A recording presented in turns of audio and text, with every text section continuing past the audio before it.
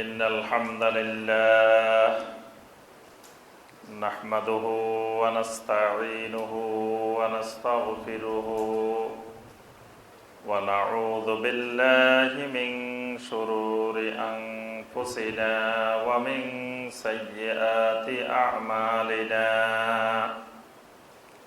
من يهده الله فلا مضل له ومن يضلل فلا هادي له وأشهد أن لا إله إلا الله وحده لا شريك له وأشهد أن محمدًا عبده ورسوله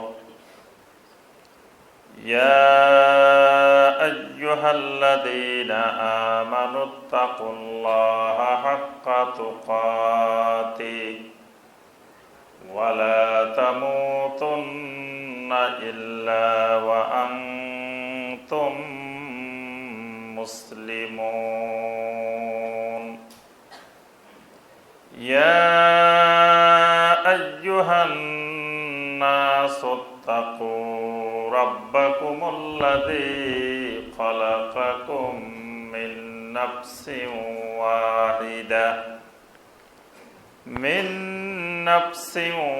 واحدة وخلق منها زوجها وبث منهما رجالا كثيرا ونساء واتقوا الله الذي تساءلون به والأرحام إن الله كان عليكم رقيبا يا أيها الذين آمنوا اتقوا الله وقولوا قولا سديدا يصلح لكم أعمالكم ويغفر لكم ذنوبكم ومن يطع الله ورسوله فقد فاز فوزا عظيما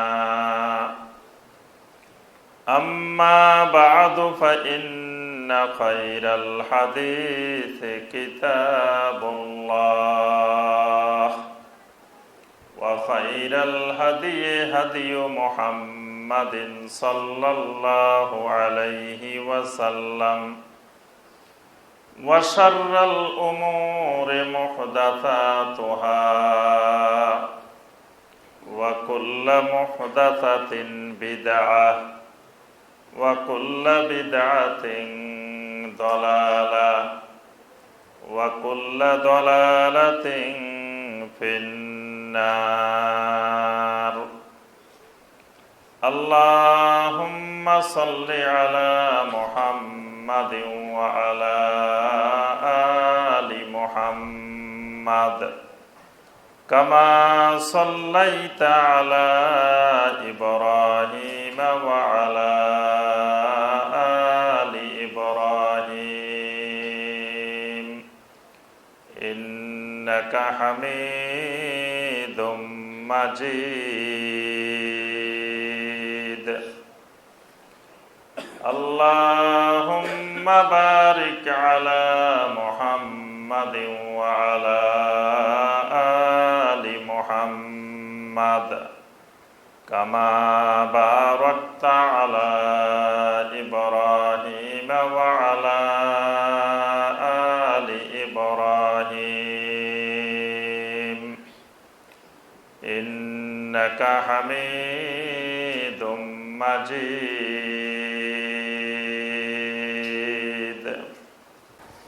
4 রাকাত নামাজে ইমাম যদি 5 রাকাতের জন্য দাঁড়িয়ে যায় মুসল্লির করণীয় কি? দাঁড়িয়ে গেলে মুসল্লি সুবহানাল্লাহ বলবে, মুসল্লিরা তাকবীর দিবে, মানে সুবহানাল্লাহ বলে লোকমা দিবে যে আপনার নামাজে সমস্যা হইতেছে, আপনি 4 রাকাতের বেশি পড়ে ফেলতেছেন। তবে আবার এই কথা বলা যাবে না ইমাম সাহেব বসেন, বলতে হবে কি সুবহান আল্লাহ। কিন্তু আমাদের দেশে বলে কি আল্লাহু আকবার। কিন্তু সুন্নাহ পদ্ধতি হলো নবী সাল্লাল্লাহু আলাইহি ওয়াসাল্লাম বলেছেন আত-তাসবিহ লির-রিজাল ওয়া তাসফিকু লিন-নিসা। পুরুষের জন্য হলো সুবহানাল্লাহ, নারীদের জন্য তাসফিক। নারীরা মুখে সুবহানাল্লাহ বলে চিৎকার দিবে না। সহি পদ্ধতিতে মহিলারা তাবলীগ করতে পারবেন? সাংসারিক কাজ ছাড়াও ঘরে তাদের বিভিন্ন ধরনের কাজ থাকে, কিভাবে সমন্বয় করবেন? যে এতক্ষণ যে মানহাজের কথা বলছি, সাহাবায়ে কেরামের স্ত্রীরা যেভাবে সমন্বয় করতেন ওইভাবে সমন্বয় করতে হবে। সাহাবায়ে কেরামের স্ত্রীরা সন্তান সন্ততি পরিবার পরিজন লালন পালন সব কাজ করছেন, আবার পাশাপাশি দাওয়াতের কাজও করছেন। তো দাওয়াতের কাজের জন্য তারা ওই দেশে দেশে বের হয়ে যান নাই, বিভিন্ন জায়গায় যান নাই। তারা নিজের ঘরে দাওয়াতের কাজ করছেন, পরিবারে করছেন, আশেপাশে করছেন, আত্মীয় স্বজনের মধ্যে করছেন। হাসপাতালে মেয়েদের চাকরি খেলাপ হয়, সিজারের ক্ষেত্রে করণীয় কি? সিজারের ক্ষেত্রে সবসময় চেষ্টা করবেন, বর্তমানে মহিলা ডাক্তার আছে, মহিলা নার্স আছে, যেখানে মহিলা আছে সেখানে নেওয়ার চেষ্টা করবেন। গড়ি কোন হাতে পরা সুন্নত? আসলে গড়ি মানে নির্দিষ্ট কোনো হাতে পরা সুন্নত, নবী সাল্লাল্লাহু আলাইহি ওয়াসাল্লাম তো গড়ি পরেন নাই, নবী সাল্লাল্লাহু আলাইহি ওয়াসাল্লাম গড়ি পড়ছেন না। তো এখন নবী সাল্লাল্লাহু আলাইহি ওয়াসাল্লাম যদি পড়তেন তার প্রশ্ন আসতো ডান হাতে পড়ছেন না বাম হাতে পড়ছেন। এখন নবী সাল্লাল্লাহু আলাইহি ওয়াসাল্লাম যেহেতু পড়েন নাই, এটা বাহ্যিকভাবে নর্মালি এটা বাম হাতেই ব্যবহার হয়। এটা ডান হাতে ব্যবহার করলে অনেক ধরনের মানে অনেক কাজে অসুবিধাও হয়। তবে কেউ যদি ডান হাতে ব্যবহার করেন, উনি যদি মনে করেন যে না এটা যেহেতু নবী সাল্লাল্লাহু আলাইহি ওয়াসাল্লাম সব কাজে ডান হাতকে অগ্রাধিকার দিতেন, এটা ইস্তেহাদ করে ডান হাতে করেন, আলহামদুলিল্লাহ, এটাও ভালো। কেউ যদি বাম হাতে করেন এটাতেও কোনো অসুবিধা নাই। লজ্জাস্থান স্পর্শ করলে ওযু থাকে কি? যে এটা যদি আবরণবিহীন স্পর্শ করে তাহলে ওযু ভাঙবে, যদিও এখানে একতলাপ আছে, তবে প্রসিদ্ধ মত হলো আবরণবিহীন, আর আবরণের সহ হইলে ওযু ভাঙবে না।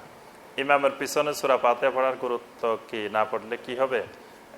ইমামের পিছনে সূরা আল ফাতিহা, যেখানে ইমামের সূরা আল ফাতিহা শোনা যায় নাই সেখানে অবশ্যই পড়তে হবে।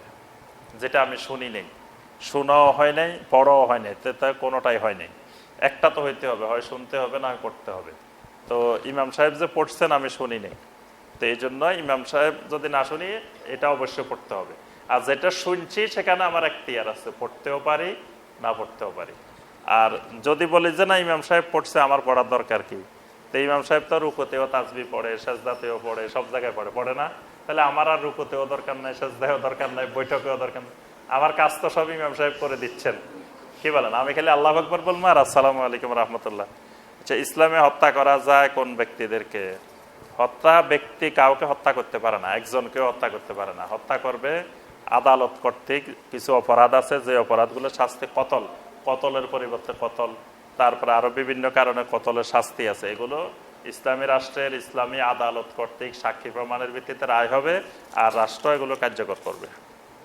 নবী সাল্লাল্লাহু আলাইহি ওয়াসাল্লামকে যদি ভালোবাসতে চায় তাহলে তার অনুসরণ করলে কি তাকে ভালোবাসা হবে না তাকে আলাদাভাবে ভালোবাসতে হবে? অনুসরণের মাধ্যমেই ভালোবাসতে হবে। মানে নবী সাল্লাল্লাহু আলাইহি ওয়াসাল্লামকে ভালোবাসার বড় মাধ্যম হলো ইত্তেবা। ইত্তেবা যত বাড়বে তত নবী সাল্লাল্লাহু আলাইহি ওয়াসাল্লামের মহব্বত বাড়তে থাকবে। মহব্বতটা তো হবে অন্তরে, তো এই অন্তরের সাথে বাহিরের বাহ্যিক কাজেরও সম্পর্ক আছে। তো এই জন্য বাহিরে যত নবী সাল্লাল্লাহু আলাইহি ওয়াসাল্লামের ইত্তেবা হবে সুন্নতের, তত অন্তরে বাড়তে থাকবে, মহব্বত বাড়তে থাকবে। আল বেদায়া এটা কি কোনো মুতাবের কিতাব কিনা? জি, আল বেদায়া ওয়ান নিহায়া, যেটা ইমাম ইবনে কাসির রাহিমাহুল্লাহ, এটা হলো মানে তুলনামূলক, এটা ইতিহাস। প্রথম মনে রাখতে হবে ইতিহাস। ইতিহাস কোনোদিন ওহী না, ওহী আর ইতিহাসে বেশ কম আছে। এটা কোরআনও না সুন্নাহও না, এটা হলো ইতিহাস। ইতিহাস মানে ঐতিহাসিকদের মত। ঐতিহাসিকদের মত ভুলও হইতে পারে, শুদ্ধ হইতে পারে, জালও হইতে পারে, সব হইতে পারে। তো ইমাম ইবনে কাসির রাহিমাহুল্লাহ এখানে তিনি ইতিহাসগুলো নিয়ে আসছেন। উনি চেষ্টা করছেন বিভিন্ন সোর্স থেকে আনার জন্য, তবে এখানে অনেক তথ্য পরবর্তীতে তাহকিক করে দেখা গেছে অনেক তথ্য ভুলও আছে, অনেক তথ্য জালও আছে, মিথ্যাও আছে। তো এই জন্য এটাকে একেবারে নির্ভুল মনে করা যাবে না। ফির ধরা ফরজ কিনা? আল্লাহ রাসূল সাল্লাল্লাহু আলাইহি ওয়াসাল্লাম বলছেন, আমি ইন্নামা আনা বাশার, আমি হইলাম বাশার, যেটাকে শিয়াদের কাছে এই হাদিসটা খুবই গুরুত্বপূর্ণ। শিয়ারা এটাকে গাদিরে খুমের হাদিস বলে। গাদিরে খুমের হাদিস বলে, ওদের বিভিন্ন ফলকে ফলকে এই হাদিসটা লেখা আছে। হাদিসটা কিন্তু সহি, এই হাদিসটা আপনার সহি হাদিস।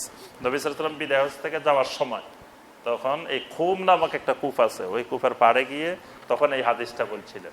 নবী সাল্লাল্লাহু আলাইহি ওয়াসাল্লাম বললেন, আমি হলাম বাশার, ইউশিকু আইয়াতিয়া রাসূল রাব্বি, আমি আশঙ্কা করতেছি যে কোনো সময় আমার কাছে আমার রবের রাসূল চলে আসতে পারে, মানে মালাকুল মাউত চলে আসতে পারে, আমার মৃত্যু এসে যেতে পারে।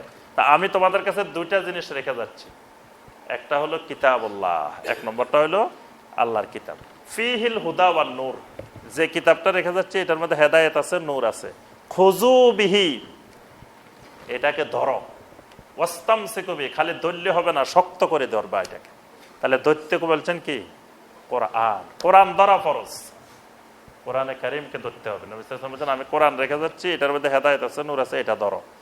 আর ওয়া আহলু বাইতি ওয়া আলা উযাক্কিরুকুমুল্লাহ ফি আহলি বাইতি, ওই কোরআন মানার জন্য তোমরা আমার আহলে বাইতকে সম্মান করবে, আহলে বাইতকে মেনে নেবে, আহলে বাইতের থেকে দিন শিখবে, দিন শিখার জন্য।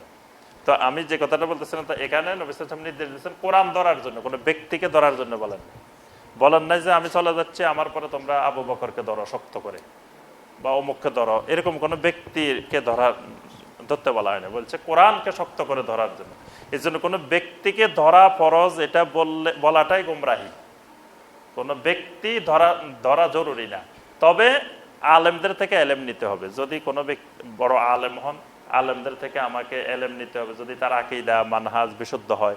তারপরে আলেমদের সোহবত লাগবে, যে আলেমের আকীদা মানহাজ বিশুদ্ধ তার সোহবত জরুরি। সোহবতটা খুবই গুরুত্বপূর্ণ বিষয়, কোরআনে কারিমেও আল্লাহ পাক নির্দেশ দিয়েছেন সোহবতের বিষয়, সোহবতে সালেহা, এটা গুরুত্বপূর্ণ বিষয় দিন জানার ক্ষেত্রে, বোঝার ক্ষেত্রে, মানার ক্ষেত্রে। খারেজিরা বিচ্যুত হয়েছে, তারা সাহাবায়ে কেরামের সোহবত থেকে বঞ্চিত ছিল, বঞ্চিত থেকে নিজে নিজে দিন বুঝছে, নিজে নিজে কোরআন বুঝছে। এই জন্য নিজে নিজে দিন বুঝলে গুমরাহির আশঙ্কা আছে। এই জন্য ওলামায়ে কেরামদের সোহবত লাগবে। ওই সোহবতটাকে অতিরঞ্জিত করে, বিকৃত করে এই সিস্টেমটা চালু হয়ে গেছে। এজন্য ওইটা ওইভাবে না করে ওলামায়ে কেরামদের সোহবত জরুরি। আমাদের অনেকে মনে করেন যে দঈফ হাদিস এই না, এই ব্যাপারে কিছু বললে উপকৃত হতাম না। দঈফ হাদিস এই না, এটা ঠিক না। মানে দঈফ হাদিসের ক্ষেত্রে দঈফ হাদিসটা হলো সন্দেহযুক্ত, এটা নবী সাল্লাল্লাহু আলাইহি সাল্লামের কথা হইতেও পারে, নাও হইতে পারে, দুইটারই সম্ভাবনা আছে। সহি আর হাসান মানি, এটা নবী সাল্লাল্লাহু আলাইহি সাল্লামের কথা এই ব্যাপারে সহি মানি একেবারে 100% বিশুদ্ধ, এটাতে কোনো সন্দেহ নেই। হাসান মানি একটু সন্দেহ আছে, তবে এই সন্দেহ থাকলেও এত অসুবিধা নাই। আর দঈফ মানি, এটার মধ্যে এমন সন্দেহ 50-50, যেটা নবী সাল্লাল্লাহু আলাইহি ওয়াসাল্লামের কথা হইতেও পারে, নাও হইতে পারে। এই জন্য এটা একেবারে বাতিল করে দেওয়া যাবে না। কিন্তু যেটা দঈফ জিদ্দান, যেটাকে ব্যাপারে মুহাদ্দিসিন কেরাম বলছে লা আসলা লাহু, এটার কোনো ভিত্তি নেই, এটা ঠিক নেই, যেটা জাল, এগুলো একেবারে হাদিসেই না। যেটা মাউদু পর্যায়ে পৌঁছে গেছে, দঈফ জিদ্দান, অত্যন্ত দুর্বল, এগুলো হাদিস না। এগুলোর ব্যাপারে মানে এই বিশ্বাস রাখতে হবে যে এগুলো নবী সাল্লাল্লাহু আলাইহি ওয়াসাল্লামের হাদিসেই না। আর যদি এগুলোর উপরে আমল করা হয়, ওইটা বেদাত।